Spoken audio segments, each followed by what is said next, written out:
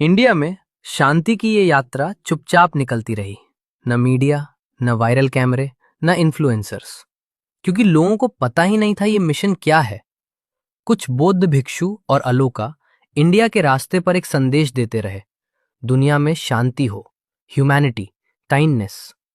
सच ये है कि भारत में लोग अक्सर पहले धर्म देखकर जुड़ते हैं, शांति का संदेश बाद में समझते हैं, इसलिए सपोर्ट कम दिखा। लेकिन समय बदलता है। 13 फरवरी 2026 यूएसए, वही यात्रा हजारों लोगों के प्यार, सम्मान और सपोर्ट के बीच खत्म हुई। यहां तक वहां के हर धर्म के लोगों ने सपोर्ट किया, क्योंकि वहां लोगों ने पहले शांति का संदेश समझा, देखा, फिर सपोर्ट दिया। फर्क देश का नहीं था, फर्क सोच और अवेयरनेस का था।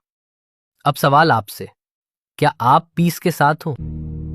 We walk for peace, we walk for love, spreading kindness like stars above. Every step we take, every hand we hold.